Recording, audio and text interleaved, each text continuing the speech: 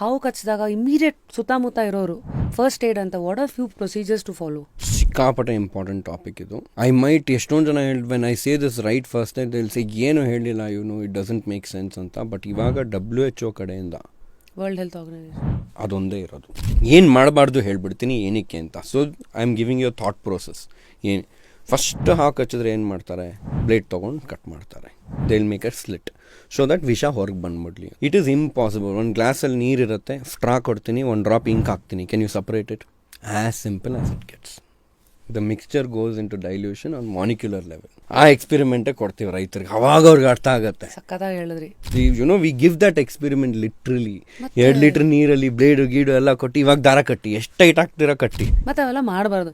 ಇನ್ನೂ ರಕ್ತ ಹೋದಷ್ಟು ಇನ್ನೂ ಬೇಗ ಅವ್ನು ಮೂರ್ಛೆ ಹೋಗೋ ಚಾನ್ಸಸ್ ಇರುತ್ತೆ. ಇನ್ನೊಂದು, ಈಗ ಅದೇ 1 ಡ್ರಾಪ್ ಆಫ್ ಇಂಕ್ ನೀವು ಗ್ಲಾಸಲ್ಲಿ ಹಾಕಿದ್ರಲ್ಲ, ಎಷ್ಟು ಬೇಗ ಡೈಲ್ಯೂಟ್ ಆಗುತ್ತೆ? 5 seconds 10 seconds ಅಲ್ಲಿ ಆಗ್ಬಿಡುತ್ತಾ spread? Take the same drop of ink and put it in a bucket. It will take much longer. ಹೌದು. Same thing, it will work on your body. ಇಲ್ಲಿ ಹಾವು ಕಚ್ಚಿದೆ, ನೀವು ಇಲ್ಲಿ ಗಟ್ಟಿಯಾಗಿ ಕಟ್ಕೊಂಡ್ಬಿಟ್ರೆ ಇಲ್ಲಿರೋದು ಬರೀ 50 to 100 ml of blood ಅಂತ ಇಟ್ಕೊಳ್ಳಿ. So the venom will easily damage this area much faster. ನೀವು ಇಲ್ಲಿ ಕಟ್ಟದೇ ಇದ್ರೆ it has 8 liters of blood. So ನೀವು ಮಾಡಬೇಡಿ, ಅದನ್ನ ಬಿಡಿ, ಅದ್ರ ಪಾಡಿಗೆ ಹೋಗ್ಲಿ. That will give you more time. ಇಲ್ಲಿ ಕಟ್ಬಿಡ್ತಾರೆ ಟೈಟ್ ಆಗಿ, ಅದು ಕೂತ್ಕೊಂಡಿರತ್ತೆ, ಡ್ಯಾಮೇಜ್. ಇನ್ನೇನೋ ಆಗತ್ತೆ ಆಮೇಲೆ. ಅಲ್ಲ, ಹಾಸ್ಪಿಟಲ್ಗೆ ಹೋಗಿದ ತಕ್ಷಣ ಫಸ್ಟ್ ಆಂಪ್ಯುಟೇಷನ್ ಅಂತ. ಯಾಕಂದ್ರೆ ಅಲ್ಲಿ already it is damaged. If they open the tourniquet, that whole thing is gonna come up. So you are only giving the doctor amputation. Third ಏನು, always remove any kind of rings, kada, tight clothing. Because swelling ಆದಾಗ ಉಂಗುರ ಉಳ್ಕೊಂಡ್ಬಿಡ್ತು ಅಂದರೆ ಹೊರಗೆ ಬರಲ್ಲ.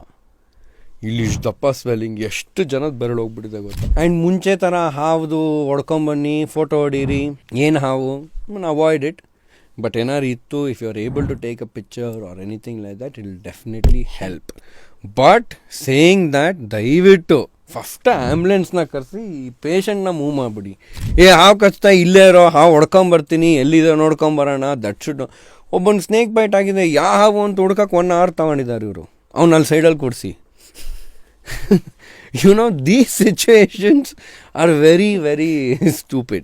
And ಇನ್ನೊಂದೇನು, ಹಳ್ಳಿಲೆಲ್ಲ ಆಗ್ಬಿಟ್ರೆ ಯಾವುದೋ ಕಡೆ ಹೋಗ್ತಾರೆ, ಮಠ ಮಂತ್ರ ಹಾಕ್ಸ್ಕೊತಾರೆ, ಅಲ್ಲೆಲ್ಲೋ ಹೋಗ್ತಾರೆ, ಅವ್ನು ಯಾವುದೋ ಒಂದು ಔಷಧಿ ಕೊಡ್ತಾನೆ, ಅದು ಎಲ್ಲೂ ವರ್ಕ್ ಆಗದೆ ಇದ್ರೇ ದೊಡ್ಡ ಆಸ್ಪತ್ರೆ.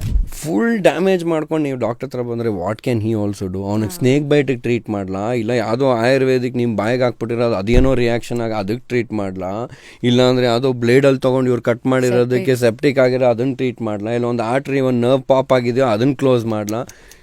Apart from snake bite, the doctor has studied too many other complications.